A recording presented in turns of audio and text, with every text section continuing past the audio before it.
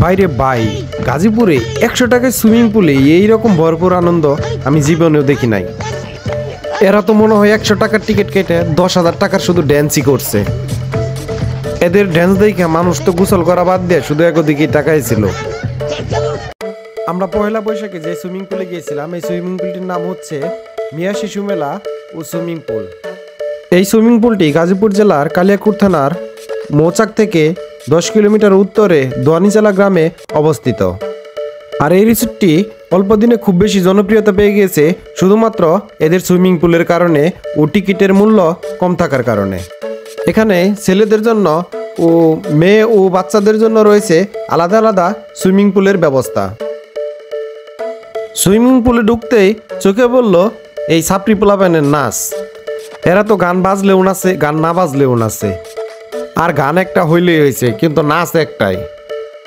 এদের দেখে আমার মনে হয়েছে এদের বৈশাখী মেলা মনে হয় এদের একলাই লাগছে। অবশ্য এরা এভাবে না নাচলে আমাদের খুব বেশি মজা লাগতো না। হঠাৎ করে বাম দিকে তাকায় দেখি এক বাইরে ধরে পানিতে ফালাই দিতেছে। আমি জিজ্ঞাসা করলাম, ভাই কি হয়েছে, আরে পানিতে ফালাই কেন? তারা বলল যে ভাই এত হিসি করে দিছে, তাই এর শাস্তি হিসেবে পানিতে ফালাই দিতেছি। আর এইদিকে আমার বন্ধু জাহিদ, সে তো আনন্দে লাভ দিয়ে আমার বন্ধু তুষারের ঘাড়ে উঠে গেছে, ঘাড়ে উঠে নাচানাচি শুরু করে দিতেছে। কিন্তু জাহিদের যে ওজন, সেই ওজনকে আমার বন্ধু তুষার নিতে পারবো না, সে তো ফালাই দিছে তারে। সত্যি কথা বলতে সবাই যে যেভাবে পারতেছিল সেভাবে আনন্দ করতেছিল, কেউ নাচতেছিল, কেউ লাফাইতেছিল। আর এই পাশে এক ভাই পানির পাইপ দিয়ে সে তো খুব আনন্দ করতেছিল। সত্যি কথা বলতে 100 টাকার টিকিট কেটে এত বড় সুইমিং পুল, আবার সাথে আছে ডিজে, আর এত সস্তায় পাইয়া মানুষ তো একদম পুরাই মাথা নষ্ট হয়ে গেছিল। আর এইদিকে আমার বন্ধু তুষার বয়ে আসছিল, সে তো আসলে বউ সারা এতিম।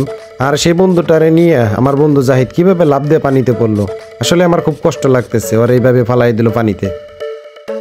এতদিন আমি এই নাচগুলো শুধু ফেসবুকেই দেখছি, ইউটিউবে দেখছি, কিন্তু বাস্তবে দেখি নাই। এই মিয়া শিশু মেলা পার্কে এসে আজকে আমি বাস্তবে দেখতে পারলাম, শুধু 100 টাকা টিকিট কেটে।